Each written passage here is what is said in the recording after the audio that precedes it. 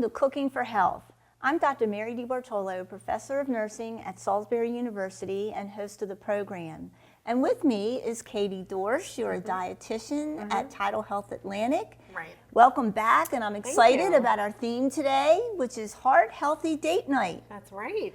So what are the two recipes we'll be working on today? So two things. We have a what we call a Marry Me white bean and spinach skillet. So if you've ever heard of, there's a popular dish called Marry Me chicken, which is like a creamy sun-dried tomato sauce.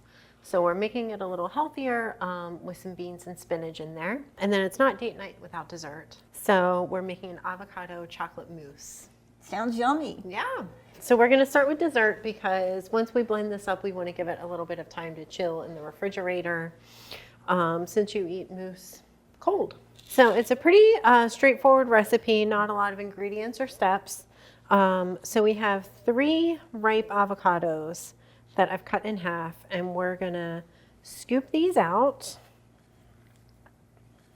and put them in our food processor. Now, of course, mousse is typically made with a lot of heavy cream, which is pretty high in saturated fat. So using these avocados, we get a really creamy texture with a different kind of fat, with these unsaturated fats that are better for our healthier heart health. fat, correct? Correct. So this is the kind of fat we want to eat more of, especially if you're watching your cholesterol. And do you have to have a food processor to make this dish? Is there an alternative? You could try it with a blender. Typically the food processor works a little bit better to kind of like blend everything evenly and easier to get in and out of the container. Food processors have gotten smaller, thank goodness. Right. From the one I bought about 25 years ago, which was like gigantic. Yeah, you can still get them in, really big sizes. This is a 7 cup, okay. Which I find works well for my household of myself and my husband. I think more of the standard size is like a 14 cup, so that would be twice as big. So if you use it a lot or do a lot of like bigger recipes, that might be a better choice. So we have our avocados. That's going to be our base here. We have some what we call Dutch processed cocoa powder. So it's been processed with alkali. This is basically how you get like a dark, rich chocolate flavor. So in the grocery store, if you're looking for this, in the baking aisle, the Hershey's Special Dark Cocoa Powder is what you would use. So this is about a half a cup plus a couple tablespoons. Can you use that for hot chocolate as well? Sure. That's what I thought. Yeah. So yeah, I love Dutch processed cocoa powder. It's just a really deep chocolate flavor. We are going to add some milk to this as well. This is just regular whole milk. I did want to add a little richness. You could certainly use a different kind of milk. You could use the dairy alternative recommended in the recipe is oat milk, or soy milk might be good here as well. So that's about half a cup, so not much divided between a few servings. We're also going to add some maple syrup because, of course, it's dessert. We need a little sugar in here. So does it give it a strong maple flavor? It's not going to have a strong maple flavor. You just want to use a liquid sweetener. So you could use maple syrup, honey, agave syrup.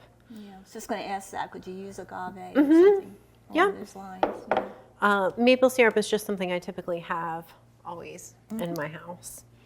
So last, we're going to add a little bit of this vanilla bean paste. You could certainly I've never seen that. Never used it. You could use vanilla extract if that's what you have. But I love vanilla bean paste. So like its name suggests, it's a paste. And it's got these flecks of vanilla beans in there. Can you get that at the grocery store? Or is that more of a specialty item? You can sometimes find it at the store. Sometimes I find it in places like Home Goods, Marshall's. Oh, okay. But sometimes you do have to order it. So you can smell that. It's got a really I love the smell of vanilla. Strong vanilla flavor. Of course, you could substitute just with regular vanilla extract. Yeah, if you I didn't always have the keep that paste. around. Yes. Yeah. Most of us have extract. And I try to use the real vanilla because Mm-hmm. they do have the imitation. Yeah. So a little bit of vanilla bean paste or vanilla extract if that's what you have. So we're going to put our lid on and then we're going to blend this together. We might have to stop and scrape down the sides of our bowl just to make sure it gets really smooth.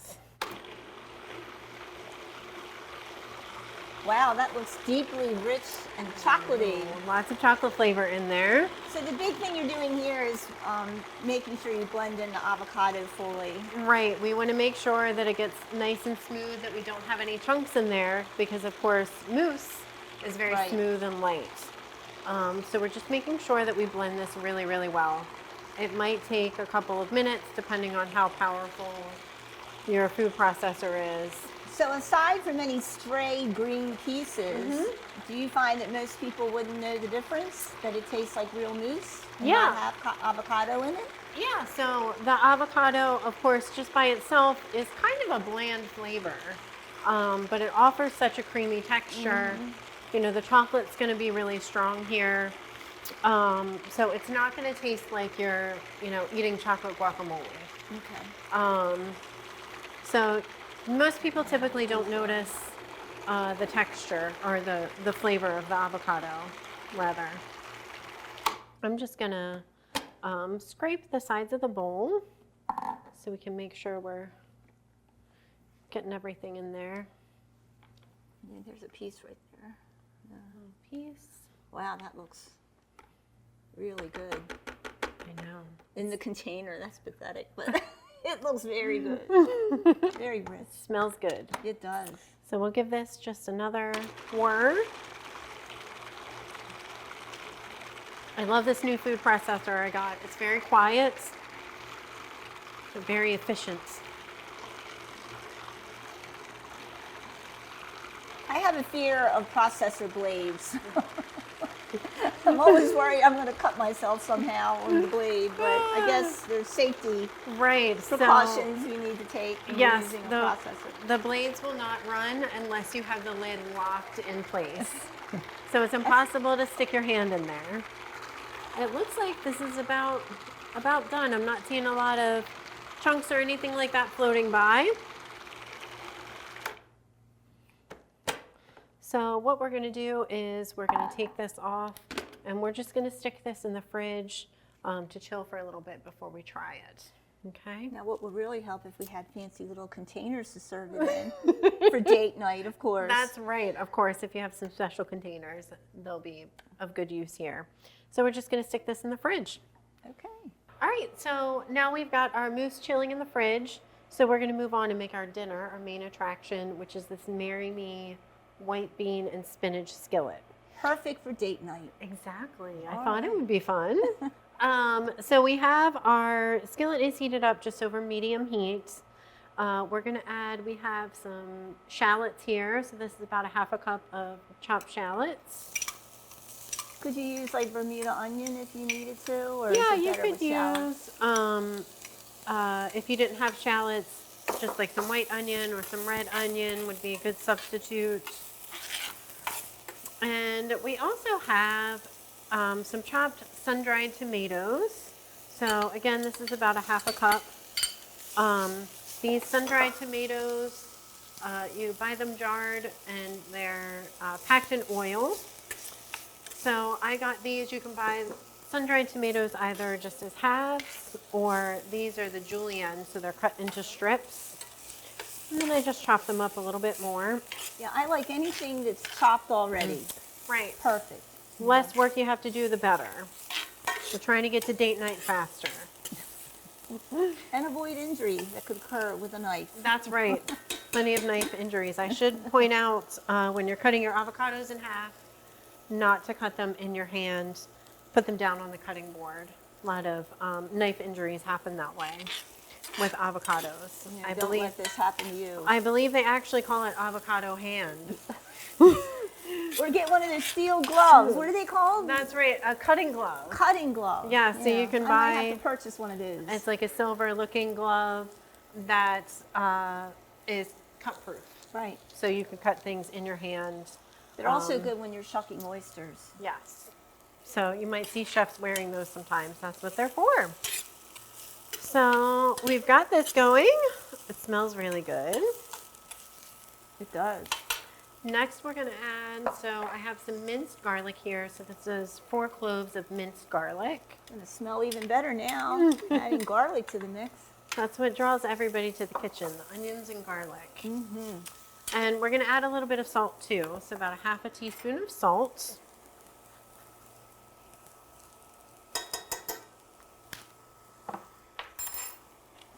And that's kosher salt you're using, more coarse. Yep, that was kosher salt that I added.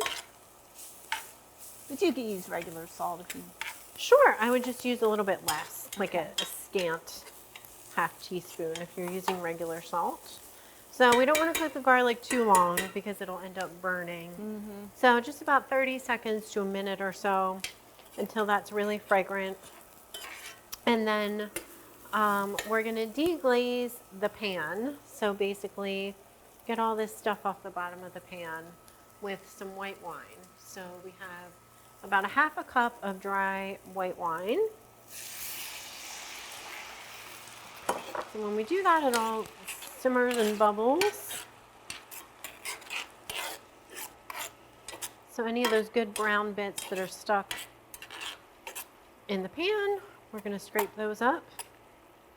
And we're going to cook this down for just a couple of minutes until most of our wine is evaporated.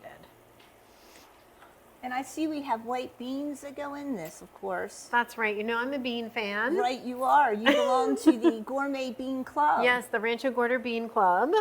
I'm I so am a jealous of member. that because there's a long waiting list, isn't there? There is a wait list to get into Bean Club. So healthy for you. I mean, honestly, we need to eat more beans. Yes. So beans, I'm always talking about the power of beans because they have a lot of fiber, which is really good for heart health, for lowering cholesterol, And colon health as well. colon health, reducing the risk of colon cancer, so having regular bowel movements. They're good for gut health too, so helping to feed those good gut bacteria, which is what we're looking for. And they also have protein as well, so they're a good source of healthy protein. They're kind of like this neat little package. They're also really budget friendly, so especially right now, grocery prices are high, budgets are low, so trying to stretch those food dollars is really important.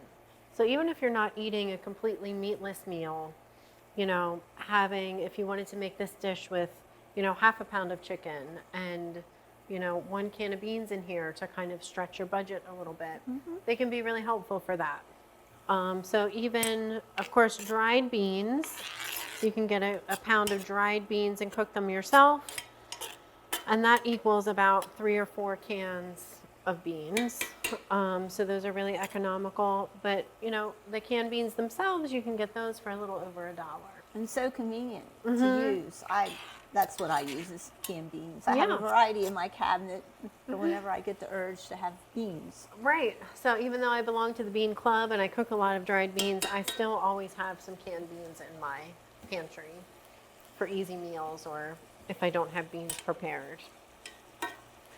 I use them for tacos Yeah. instead of, you know, meat. And if I use meat, I use ground turkey typically, but but you don't put a lot of ground beef or whatever in a taco, so that's not probably a big concern. But beans, of course, are a great alternative. Yeah. I use black beans or pinto beans, whatever I have in the cabinet. All good choices. Yeah. Yeah. So this is cooked down quite a bit. Most of our wine is gone. So we're going to add our spinach next. Of course, this looks like a lot of spinach, but it's notorious for wilting down. To what, half? Or it does amaze me how much it cooks down. Yeah. You don't think it's going to fit in the pan, and Right. within a minute or two, it's cooked down. So here we have all this spinach. It looks like we're never going to fit all of this, but it'll cook down pretty quickly. So I'm just kind of tossing it around with the stuff that's already in the pan. You can see it's already wilting. Will there be enough for 2 servings? That's the thing about spinach. You're Right. like, oh, wow. And then you end up like saying that Right. was just enough. And then it's all gone. Yeah. So we got that started. That's cooking down a little bit. So we're gonna add our beans. So this is 2 cans of white beans. These are cannellini beans that have been drained and rinsed. And then we're gonna add this broth. So you could use vegetable broth or chicken broth. This is about a half a cup. I forgot to mention, if you didn't want to use the wine for deglazing your pan for whatever reason, you could use just a little extra chicken broth or vegetable broth instead. I find it's easier to have a little chicken broth around. you Yes. know. I keep vegetable broth around, but I don't use it nearly as often. So, of course, if you use chicken broth, this is not a vegetarian meal, but it's just based on your preferences, Sure. Good point. what your dietary needs are. So we've got this stirred together, and the spinach will continue to cook down over the next couple minutes as this cooks a little bit more. So our last couple ingredients that we're going to add to this, so as I mentioned, the Marry Me recipes are a creamy sauce. So we have some heavy cream. So of course we don't want to use a ton of heavy cream. It's very high in saturated fat, which is that type of fat that we want to eat less of. But here we're limiting the amount, so it's just a half a cup. Could you use half and half or something else, or light cream instead? You could. You just want to be careful that you don't get it too hot, like half and half. And what or about milk. evaporated milk? I have a soup recipe, a cream soup, and it uses evaporated milk. Yeah, evaporated milk can be a good alternative to heavy cream. In fact, I use that sometimes myself. Of like some light evaporated milk. And the evaporated milk has the advantage of you can cook it. So you can get it to a higher temperature, you can simmer it, you can boil it, whereas things like just regular milk or half and half, it will curdle if you get it too hot. But the heavy cream, because it has a lot of fat in it, it can be cooked at a higher temperature. It can be boiled. So it makes it a little more versatile. And less likely to curdle with the additional fat? Okay. Yep. So you can see all of our spinach cooking down. And we're also going to add, we have some grated Parmesan cheese here, so freshly grated Parmesan that'll go into our cream sauce. And then a little bit of basil that we're going to use to sprinkle in at the end. So this is some freshly chopped basil. You could, of course, use some dried basil that I would add, in the beginning when you're sauteing your shallots. Would you use a little less then of the dried version? Yes. So typically a good rule of thumb is if you're substituting dried herbs for fresh herbs, to use half the amount of the dried stuff because it is a little more potent and concentrated. Good cooking tip. Thank you. Yes. That really looks yummy So while yeah. being so healthy. I know. So using just a little bit of the cream and the cheese, it really makes it feel like a very indulgent dish. But we're still keeping it heart healthy with some of these other ingredients. Another question, could you substitute kale for the spinach? 'Cause Sure. I made a dish last week that involved kale and beans and sweet potatoes, which to me is really healthy when you add the diced sweet potatoes to it. With I the orange color. do. Yes, I love kale and sweet potato and beans together, especially like a black bean. But yeah, you could definitely use a different green if you had some kale. Swiss chard is one of my favorite greens, which is kind of in between kale and spinach, texture and flavor wise. It just might need to cook a little bit longer than the spinach. With the Swiss chard and the kale? Okay. So this is pretty well cooked down. So what we're going to do, we're going to turn the heat off here and then add our cream and our Parmesan.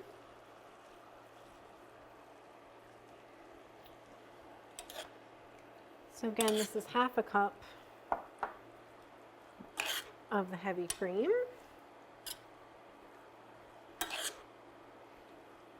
See, it's making things nice and creamy. And then our Parmesan.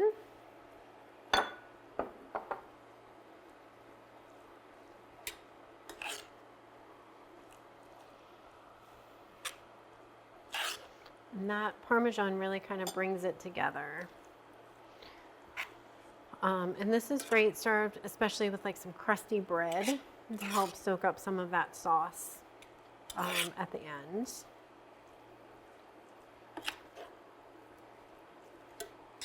And this is with the heat off. but- Mhm. Okay. Yeah, especially with the cheese, we don't want the heat too high. And there you have it. So that's all combined. We'll sprinkle our basil on there.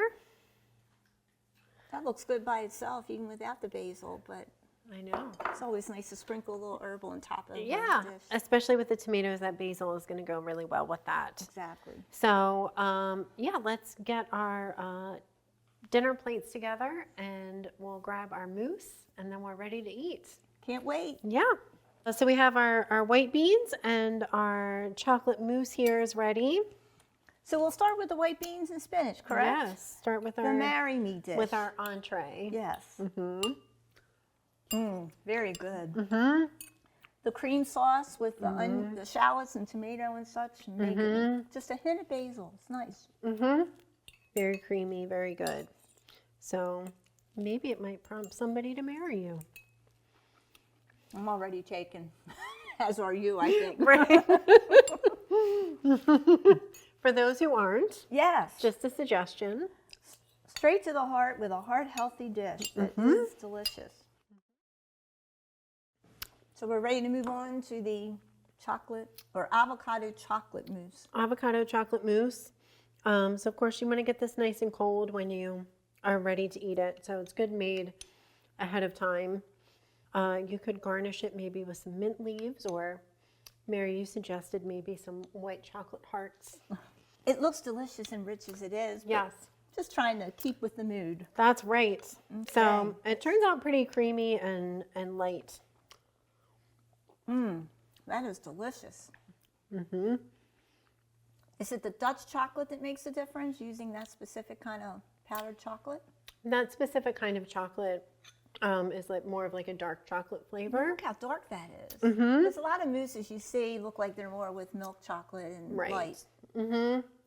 But yeah, I really like the Dutch processed chocolate because it is a darker, richer flavor. And you eat with your eyes, so this does look very rich and decadent. Indulgent, yes. And that delicious. little bit of milk in here does add a lot of creaminess too. Can I have the recipe? I know you're going to share those at the end of the program, correct? It's very good. And there you have it, our date night heart healthy favorites. Well, that was simply delicious.